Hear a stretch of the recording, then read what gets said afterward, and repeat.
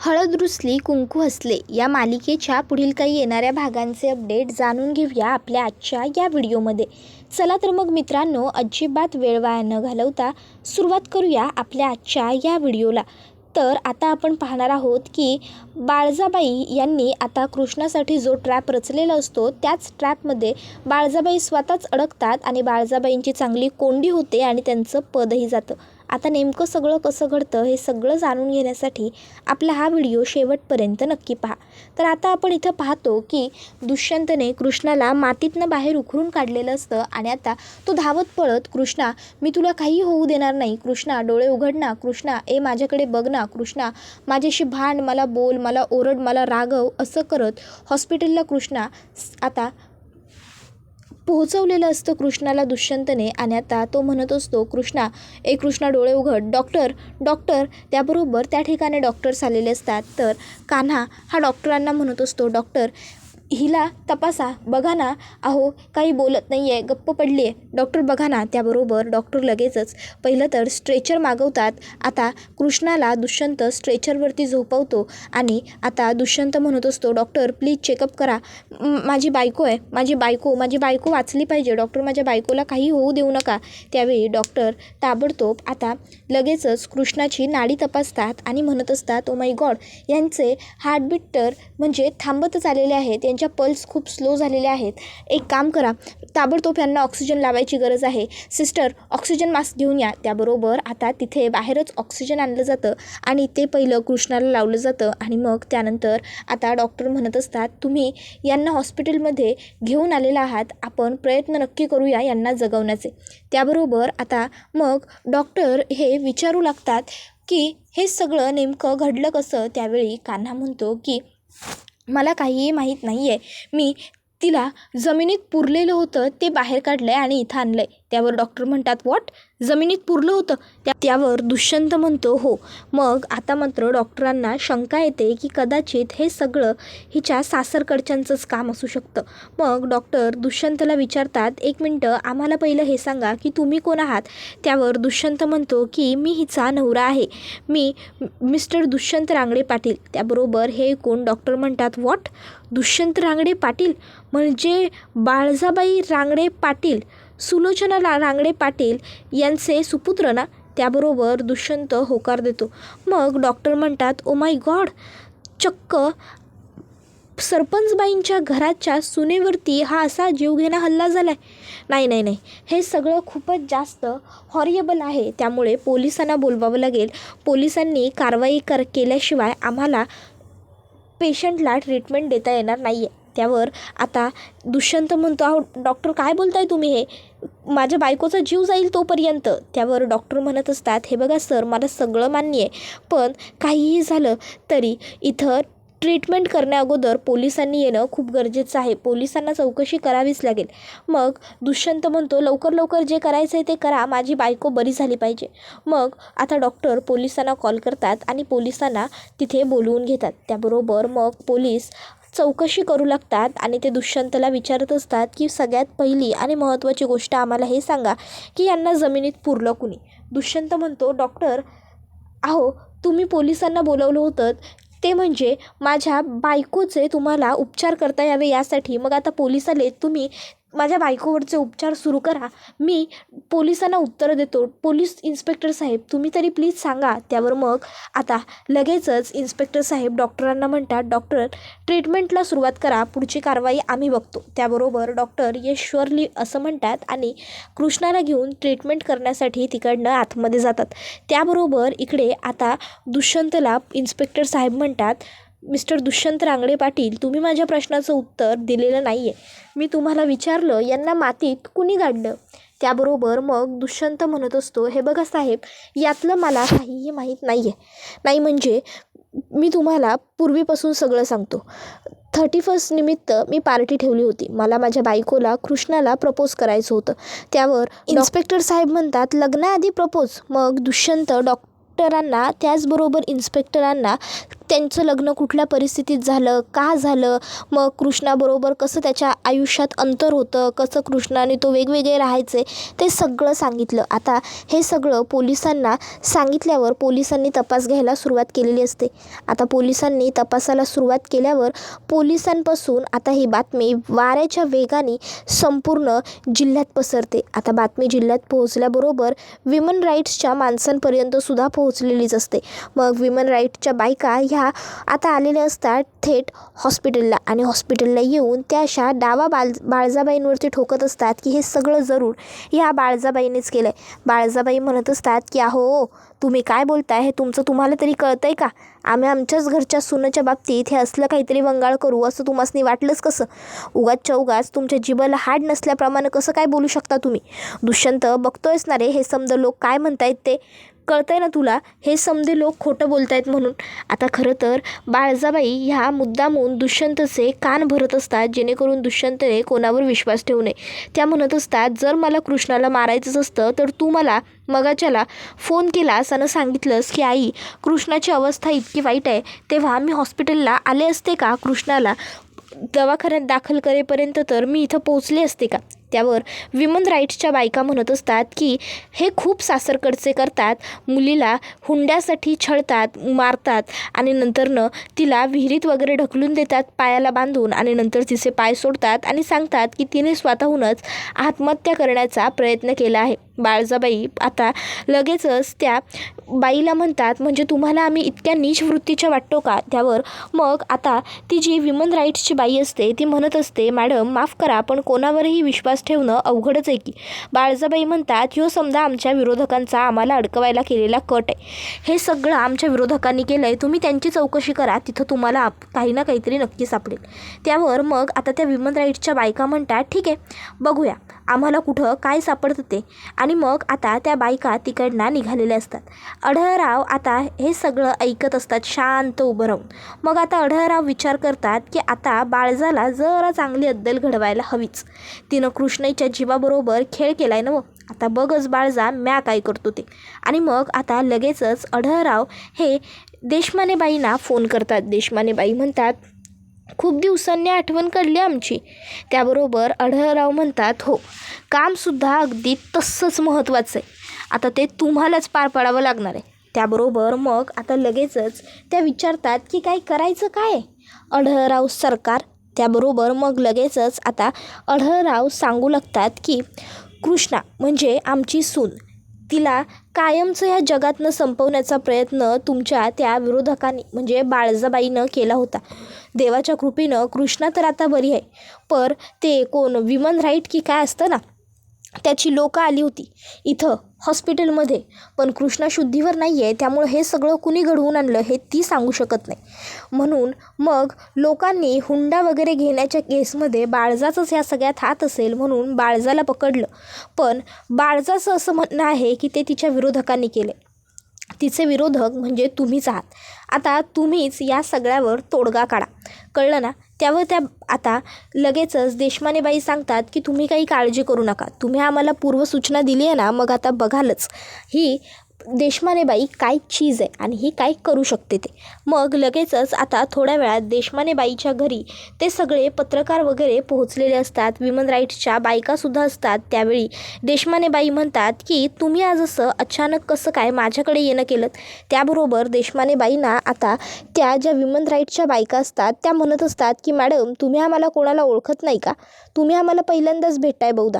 त्याबरोबर लगेचच देशमानेबाई म्हणतात हो ते सगळं सोडा, तुम्ही इथं का आलाय? मग काव्याबद्दल आता देशमानेबाईंना लगेचच त्या विमन राईट्सच्या बायका सांगतात आणि म्हणत असतात मॅडम याच्यावर तुमचं काय मत आहे? नाही म्हणजे तुम्हाला काय वाटतं खरोखर या सगळ्यामध्ये बाळजाबाईंचा हात असेल का? आमचं मत बरोबर आहे का? नाही म्हणजे बाळजाबाईंनीच त्या कृष्णाला पैशांसाठी वगैरे त्रास दिला असेल का? त्याबरोबर मग आता लगेच विमन राईट्सची बाई म्हणत असते की हे बघा ते तर आपल्याला शोधून काढावं लागेल, शोधून काढल्याशिवाय आपल्याकडे पर्याय नाही आहे, त्यामुळे आपण सरळ सरळ त्यांना असा दोष नाही देऊ शकत. त्याबरोबर लगेचच आता इकडे विमन राईट्सच्या बाई एक दुसरी म्हणू लागते की पण आजकाल हे नेहमीच सगळीकडेच होतं आहे की मुलींवरती हॅरॅसमेंट केली जाते. त्याबद्दल तुम्ही काय म्हणाल?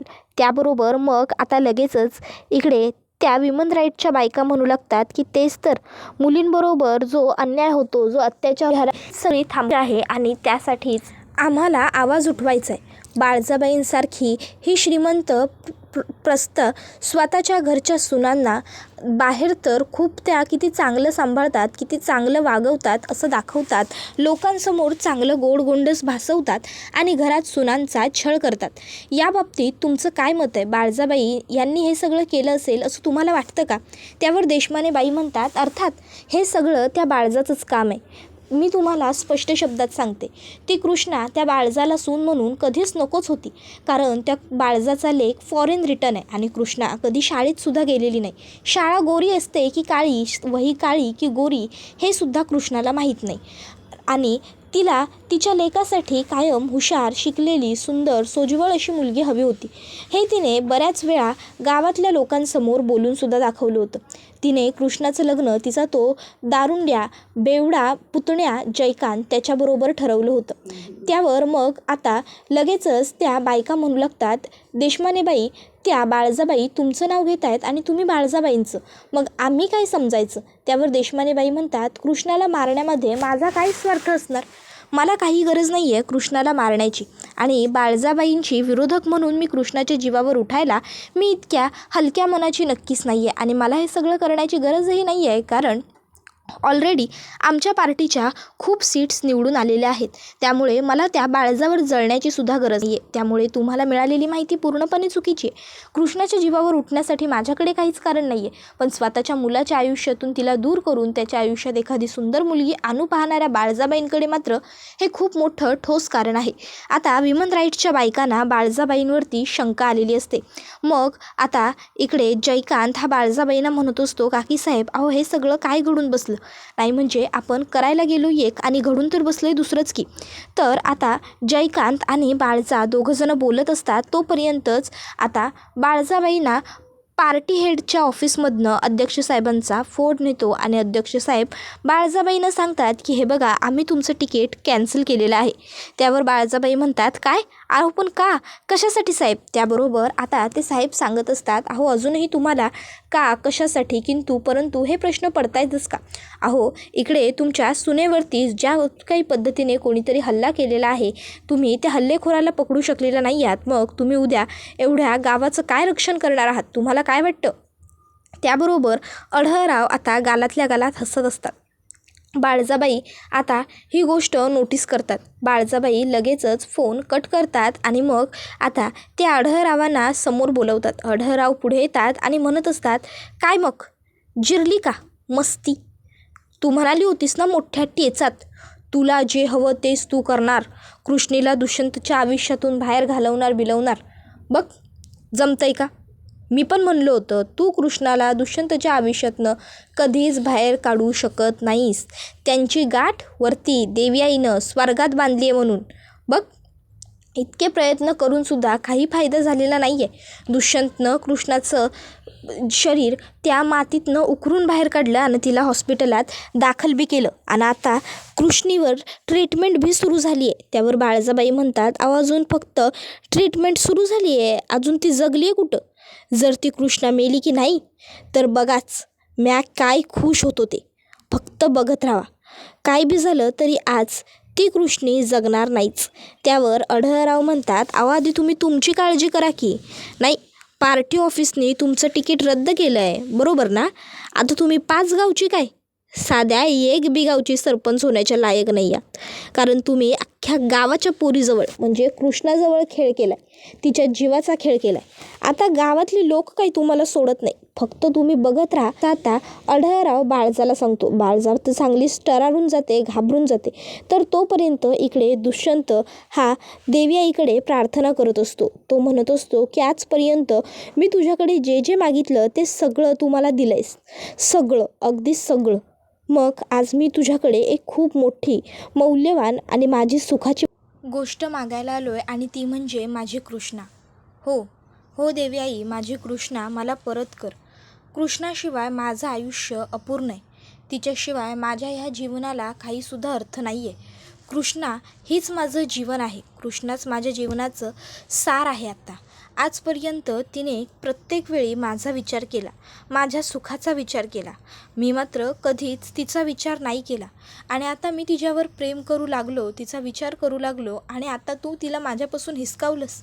नाही, तू माझ्यावर असा अन्याय नाही करू शकत. काहीही कर, चमत्कार घडव. पण गेल्या वेळी जेव्हा तिने माझ्यावरचं सापाचं विष उतरवलं होतं, स्वतःवरती ते सगळं घेतलं होतं, तेव्हा तू जसं तिला बरं केलं होतंस, आजही तू तोच चमत्कार घडव. तसंच काहीतरी कर.